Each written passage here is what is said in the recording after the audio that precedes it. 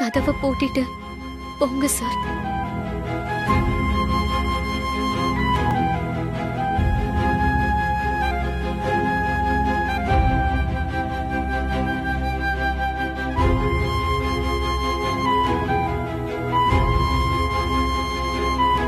நான் வெளியிலேயே தான் இருப்பேன், நீ பயப்படாத. என்ன ஆனாலும் நான் தூங்கினதுக்கு அப்புறம் உள்ள வரக்கூடாது சார். இது ஏன் மேல சத்தியம். ஓகே அனு. கதவை போட்டிக்கோங்க சார்.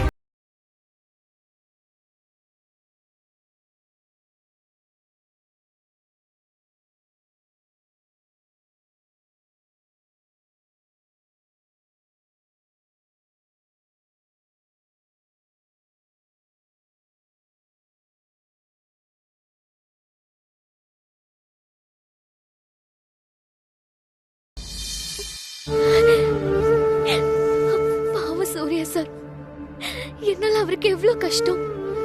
கல்யாணத்துக்கு முன்னாடி என் வீட்டு வாசல்ல எனக்காக காத்துட்டு இருந்தாரு. இப்ப கல்யாணம் ஆகியும் வெளியே எனக்காக காத்துட்டு இருக்காரு. அவரு சாப்பிட்டாரா இல்லையான்னு கூட தெரியல. வெளியே போய் ஆசையா அவர்கிட்ட பேசணும்னு மனசு துடிக்குது. ஆனா அடுத்து என்ன நடக்குமோ நினைச்சா பயமா இருக்கு. இப்படி ஒரு நிலைமை எந்த பொண்ணுக்கும் வரக்கூடாது.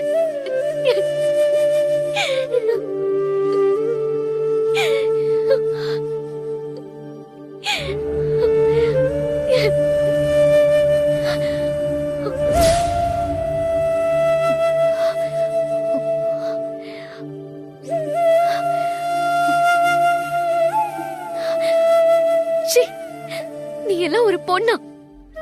உன்னை ஆசை ஆசையா லவ் பண்ணி கல்யாணம் பண்ண புருஷனையே கொல்ல பாக்குறியே, அப்படி என்னதான் உனக்கு ஒரு வெறி? உன் மனசு உன் கண்ட்ரோல்ல இல்லனா நீ எல்லாம் ஏன் இன்னும் உயிரோட இருக்க? சூர்யா சார் உன் மேல இருக்கிற லவ்ல உன்னை சாக வேண்டான்னு சொல்றாரு. அதுக்காக அவர் கூட உடனே நீ வந்துருவியா? யோசிக்க வேண்டாம். நீ செத்து இருந்தா சூர்யா சாரோட வாழ்க்கையாவது நிம்மதியா இருந்திருக்கும். இப்ப பாரு அவர் உனக்காக எவ்வளவு கஷ்டப்படுறாருன்னு. என்ன நடந்ததுன்னு யாருக்கிட்டயும் சொல்லவும் முடியல. உன்னை வெறுத்து ஒதுக்கவும் முடியல. உன்னால ஒவ்வொரு நொடியும் சூர்யா சார் செத்துட்டே இருக்காரு. இதெல்லாம் யாரால? உன்னால தானே. நீ உயிரோட இருக்கிறதுனால தானே.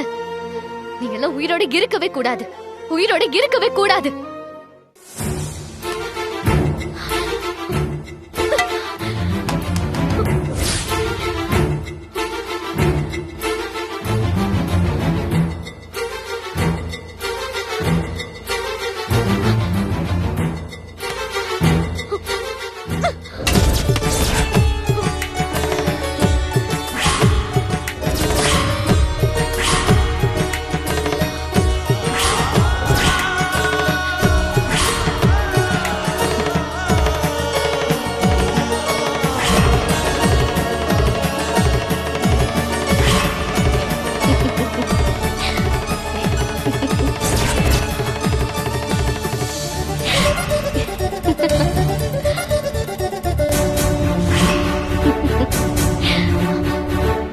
யாரு நீ? யாரு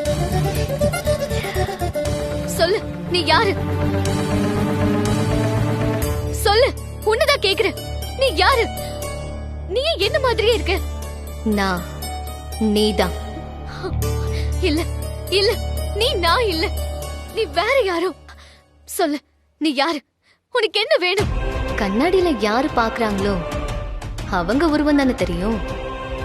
அப்போ நான் நீதான் நானு. ஏன் பேரு உனக்கு எப்படி தெரியும்?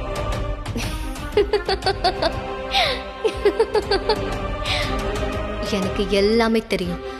இல்ல, நீ என்ன கன்ஃபியூஸ் பண்ண பாக்குற. நீ போயிடு, நீ போயிடு.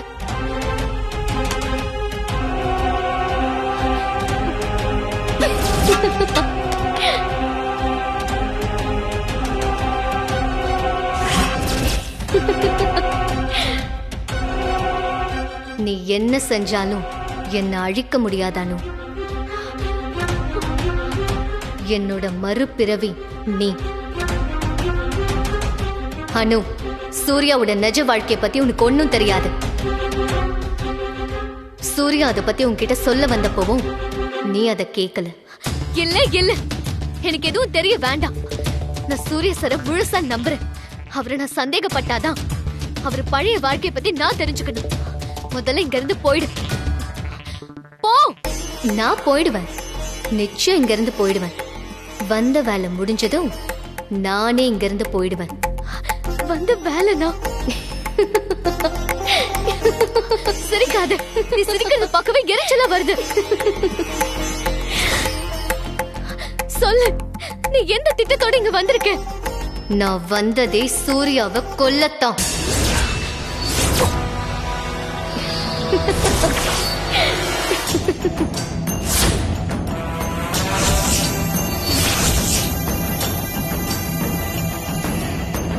சூர்யா சாகிறத நீ பார்க்கதான் போற. சீ, நிறுத்து. என்னை தாண்டி யாரும் சூரிய சார நெருங்கவே முடியாது. உன்னை தாண்டி போயெல்லாம் சூர்யாவை கொல்ல போறதில்ல. சூர்யாவை கொல்ல போறதே நீதான். ஞாபகம் இருக்கா உன் ஃபர்ஸ்ட் நைட்ல என்ன நடந்ததுன்னு? இன்னும் ஒரு குத்து குத்தி இருந்தா அன்னைக்கே சூர்யா செத்துருப்பான். ஆனா நான் கொஞ்சம் கூட எதிர்பார்க்காத நேரத்துல நீ முழிச்சுக்கிட்டு சூர்யாவை காப்பாத்திட்ட. ஆனா இனிமே அது நடக்காது. அனு, உன் கையாலேயே சூர்யாவை கொல்ல வைக்கிற. இத நிச்சயம் நான் நடத்தி காட்டுவேன். உனக்கு என்ன இப்படி ஒரு வெறி? நான் சொல்றத நல்லா கேட்டுக்கோ. என்ன ஆனாலும் சரி, சூர்யா சருக்கு ஒரு சின்ன காயம் கூட வரவிட மாட்டேன். என்னை தாண்டி நீ எப்படி சூர்யா சார நெருங்குறேன்னு நானும் பார்த்தேன்.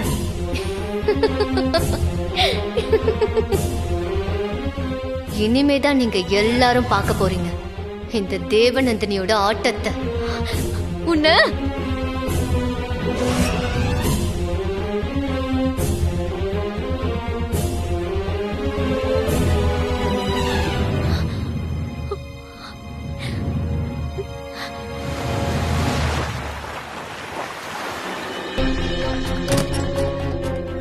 அனு, அனு, அனு, அனு, எழுந்துரு. என்னாச்சு அனு? ஏன் பெட்ல படுக்காம தரையில படுத்திருக்க? சார், என்னை துரத்திட்டு இருந்த எல்லா கேள்விக்கும் நேத்து நைட் எனக்கு ஆன்சர் கிடைச்சிருச்சு. என்ன சொல்ற அனு? சார், நம்ம வாழ்க்கையில நடக்கிற பல பயங்கரமான விஷயத்துக்கு காரணம் தேவநந்தினி.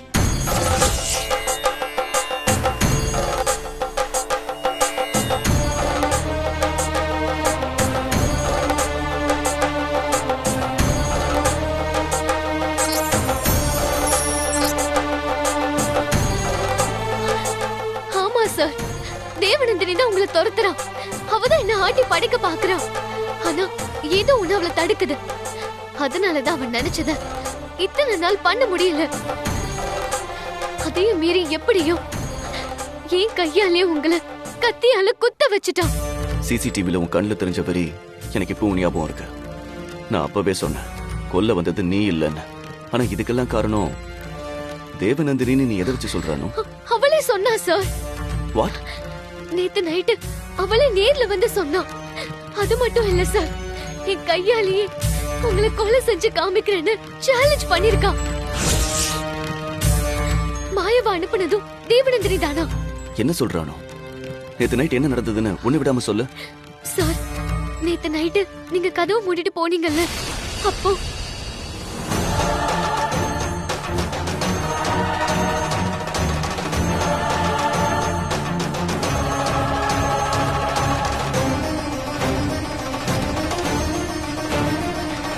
என்ன சார் யோசிக்கிறீங்க?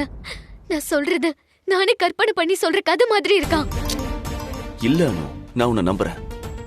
கல்யாணத்துக்கு முன்னாடி நானும் நீயும் டின்னர் சாப்பிட்டு ஜாலியா பேசிட்டு தெருவுல வந்துட்டு இருந்தப்ப ஒரு திருடன் என் கைய கத்தியால கிழிச்சான்ல, ஞாபகம் இருக்கா? ஆமா சார். அன்னைக்கு என் கையில சுத்தி இருந்த உன் துப்பட்டாவை பிரிச்சப்ப தேவநந்தினின்னு பச்சை குத்தி இருக்கிற மாதிரி ஒரு செகண்ட் என் கண்ணுக்கு தோணுச்சு.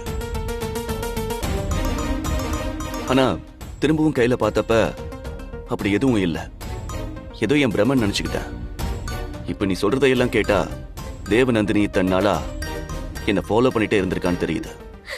ஏன் தேவநந்தினிக்கு உங்க மேல அத்தனை கோவம்னு எனக்கு தெரியல சார். ஆனா நீங்க ரொம்ப பரிசுத்தமானவர்னு நான் நம்புறேன் சார். என்னன்னு யோசிக்கிற? நம்ம எப்படி சார் தேவநந்தினியை ஃபேஸ் பண்ண போறோம்? அவளை நம்மளால நிஜமாவே ஜெயிச்சிட முடியுமா? முடியும் அனு, நிச்சயம் முடியும். இனிமேதான் நம்ம ஃபுல்லா பாசிட்டிவா யோசிக்கணும். இல்லனா தேவநந்தினி அந்த நெகட்டிவ் எனர்ஜி மூலமாவே நம்மள தோக்கடிச்சிருவா. அது மட்டும் இல்ல அனு, ரஞ்சித் நீ நினைக்கிற மாதிரி எனக்கு வெறும் ஃப்ரெண்டு மட்டும் இல்ல, அவனுக்கு இன்னொரு முகமும் இருக்கு. எஸ், அவன் ஒரு ரீஇன்கார்னேஷன் ரிசர்ச்சர், மறுபிறவி பத்தி ரிசர்ச் பண்றவன். இது விஷயமா இன்டர்நேஷனல் லெவல்ல நிறைய பேப்பர்ஸ் எல்லாம் சப்மிட் பண்ணிருக்கான். அவன்கிட்ட இதை பத்தி பேசினா நமக்கு இன்னும் கொஞ்சம் கிளாரிட்டி கிடைக்கும். வா, இப்பவே போய் ரஞ்சித் கிட்ட பேசலாம்.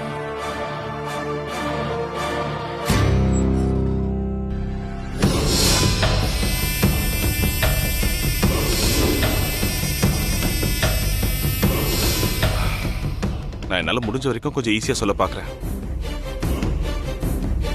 பொதுவா சில பேருக்கு இந்த பிரிவில் இருக்கும்போது போன பிரிவுடைய ஞாபகங்கள் கொஞ்சம் இருக்கும். ஆனா சிஸ்டருக்கு இது வரைக்கும் அந்த மாதிரி முழுசா எந்த ஞாபகமும் வரல. அது எப்படியாவது ஞாபகப்படுத்தணும்னு தேவநந்தினி துடிக்கிறா. அதனாலதான் அணுவை அடையறதுக்கு அவ்வளவு முயற்சி பண்றா. ஏன் அவ என்ன அடைய ட்ரை பண்றா? ஏன்னா இறந்து போன தேவநந்தினி இந்த பிறவில அணுவா பிறந்திருக்கா.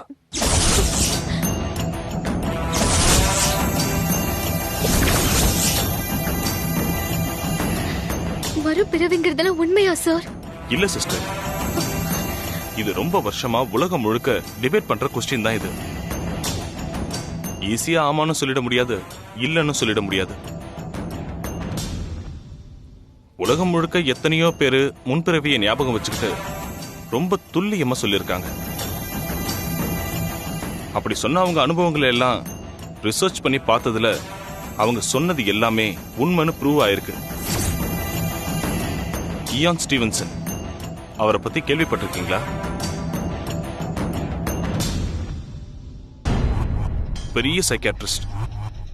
அவர் தான் மறுபிறவியை பத்தி நிறைய ஆராய்ச்சி எல்லாம் பண்ணியிருக்காரு. போன பிறவி ஞாபகங்களை பத்தி சொன்ன ஒவ்வொருத்தரையும் சந்திச்சு அவங்க கிட்ட பேசி அவங்க சொன்னதை எல்லாம் உண்மைன்னு நிரூபிச்சிருக்காரு. இந்தியால கூட சில கேஸ் இப்படி நடந்திருக்குல்ல ரஞ்சித்? ஒரு நிமிஷம்.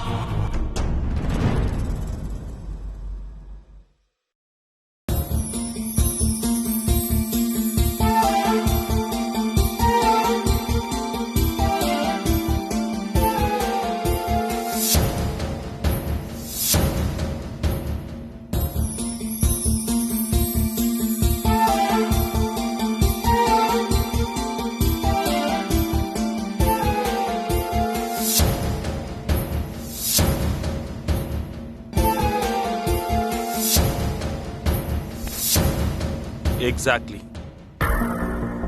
சாந்தி தேவிங்கிற பேரு இந்தியாவில் ரொம்ப வருஷமா ரொம்ப பிரபலமா இருந்திருக்கு.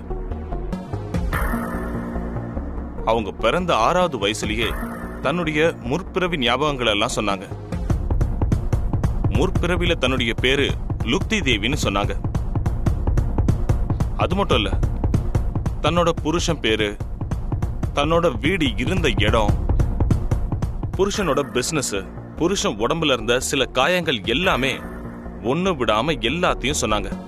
எல்லாரும் பயந்து போயிட்டாங்க. இது இந்திய அளவுல ஒரு பெரிய விவாதமாவே மாறிடுச்சு தெரியுமா? அது மட்டும் இல்ல, இன்னொரு விஷயம், நம்ம மகாத்மா காந்திஜியே இந்த விஷயம் உண்மையா இருக்கும்னு சொல்லி சொன்னாருன்னு ஒரு பேச்சு உண்டு. சாந்தி தேவி சொன்னது உண்மையான ஆராய்ச்சி பண்றதுக்கு அப்போ ஒரு கமிட்டியே போட்டாங்க. அந்த கமிட்டி ஒரு வேலை பண்ணாங்க. சாந்தி தேவியுடைய முற்பிறவி புருஷனை கூட்டிட்டு வந்து சாந்தி தேவி முன்னாடி நிப்பாட்டினாங்க. இது சாந்தி தேவியுடைய அண்ணன் சொல்லி பார்த்தாங்க. ஆனா சாந்தி தேவி அவரை பார்த்த மறுநொடியே சொல்லிட்டாங்க, இவர் என்னோட போன ஜென்மத்து புருஷன்.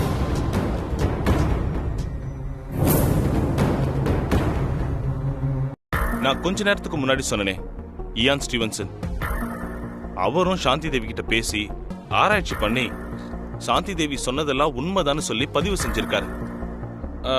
இந்த மாதிரி நிறைய விஷயங்கள் இந்தியால நடந்திருக்கு.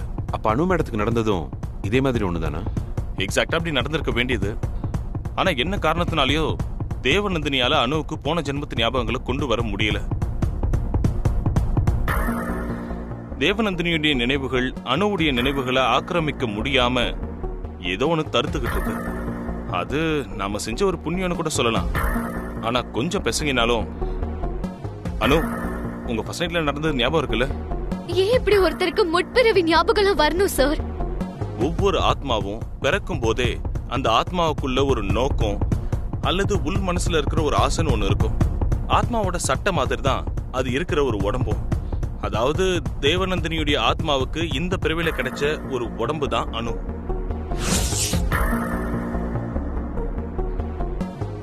தேவநந்தினிக்கு போன பிறவில அவ ஆசை நிறைவேறல.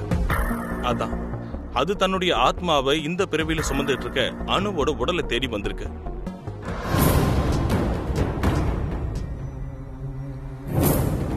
அதே சமயம் அனுவுடைய ஆசை வேற ஒண்ணா இருக்கு. அதுதான் தேவநந்தினியா அனுவை மாற விடாம பண்ணிட்டு இருக்கு.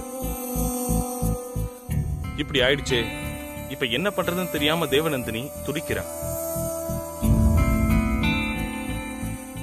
20 வருஷ காத்திருப்பு வீண் போயிடுச்சேன்னு சொல்லி அந்த கோவத்துல அவளே ஒரு ஆத்மாவா வெளியே வந்திருக்கா. இப்ப எனக்கு புரியுது ரஞ்சித். அனுவோட இந்த பிறவியோட நோக்கம் என்னன்னா ஒன்னே ஒண்ணுதான். அவ என் மேல வச்சிருக்கிற லவ். அந்த லவ் தான் அவளை தேவநந்தினியா முழுசா மாற விடாம பண்ணிருக்கு. அவ தேவநந்தினியா மாறுற நேரம் வரும்போதெல்லாம் அனுவோட உள் மனசு அணு கிட்ட பேசியிருக்கு. திரும்ப அவ அணுவாயிடுறா. Surya, it's possible, 100% possible. இதுதான் சார் நேத்து தேவநந்தினி சொன்னா. இப்ப புரியுதா அனு? நீ இருக்கிற வரைக்கும் தான் எனக்கு பாதுகாப்புன்னு. ரஞ்சித், ஒருவேளை நான் தேவநந்தினியா முழுசா மாறிட்டேனா? அப்படி மாறிட்டா தேவநந்தினி தான் நினைச்சதை சாதிக்காம விட மாட்டா.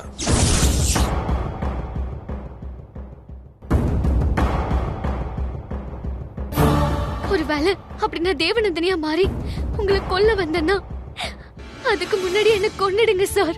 ஏதாவது நீயா கற்பனை பண்ணிக்கிட்டு உளராதானோ? நம்ம கற்பனை பண்ணாத எவ்வளவோ விஷயம் இப்ப நடந்துருச்சு. இதுவும் நடக்காதுங்கிறதுக்கு எந்த கேரண்டியும் கிடையாது சார். நீங்க கொஞ்சம் யதார்த்தத்தை புரிஞ்சுக்கோங்க சார். ஒருவேளை நான் தேவநந்தினியா மாறி உங்களை கொல்ல வந்தா நீங்க என்ன கொன்னுறணும். இது நீங்க எனக்கு பண்ணி தர சத்தியம். இதுல எந்த மாற்றமும் வரக்கூடாது சார். சிஸ்டர், நாம அப்படிலாம் யோசிக்கவே தேவையில்லை. அப்பப்ப தேவநந்தினி உங்களை ஆக்கிரமிக்க ட்ரை பண்ணிக்கிட்டு இருக்கா. ஆனா உங்களுடைய ஆத்மா அவளை உதறி விட்டுட்டு அணுவா மாறும். அதுதான் இப்ப உங்களுக்கு நடந்துகிட்டு இருக்கு. தேவநந்தினியே தன்னுடைய தோல்வியை உங்ககிட்ட ஒத்துக்கிட்டா. அப்புறம் ஏன் பயப்படுறீங்க? நாம கொஞ்சம் பக்காவா பிளான் பண்ணி ஒன்னா சேர்ந்து நின்னோன்னு வச்சுக்கோங்களேன், இந்த விஷயத்துல நம்ம ஜெயிச்சிடலாம். ஆனா அப்படி இல்லாம நம்ம கொஞ்சம் கேர்லெஸ்ஸா இருந்தோம்னு வச்சுக்கோங்களேன், எந்த விபரீதம் வேணாலும் நடக்கலாம். சார், எனக்கு இன்னொரு சந்தேகம். தேவநந்தினியை பார்க்க என்ன மாதிரி இருப்பாங்களா? உன்ன மாதிரினா சில ஆங்கிள் உன்ன மாதிரி இருப்பா. ஆனா அச்சு அசலா உன்ன மாதிரியே இருப்பான்லாம் சொல்ல முடியாது. சரி, ஏன் கேக்குறானு? நேத்து தேவநந்தினி என்கிட்ட பேசினப்போ அப்படியே என்ன மாதிரியே இருந்தா. சிஸ்டர், அதெல்லாம் தேவநந்தினியோட ஆத்மா செய்யற விளையாட்டு சிஸ்டர். அவ உங்களை எப்படியாவது கன்ஃபியூஸ் பண்ணி நீங்களும் அவளும் ஒண்ணுதான்னு சொல்லி உங்களை நம்ப வைக்கிறதுக்காக அவ எடுத்துட்டு வந்த உருவம் தான் அது. நீங்க அதை எப்படியாவது இக்னோர் பண்றதுக்கு ட்ரை பண்ணுங்க. தேவநந்தினி அனு மேடம் உருவத்திலே வந்தா அத அனு மேடத்தால் எப்படி ஐடென்டிஃபை பண்ண முடியும்? வேற வழி இல்ல. இது கொஞ்சம் கஷ்டமான வேலை தான். ஆனா மனசை ஒருமுகப்படுத்தி சிஸ்டர் இதை செஞ்சுதான் ஆகணும். நமக்கும் இதை விட்டா வேற எந்த வழியும் இல்லை.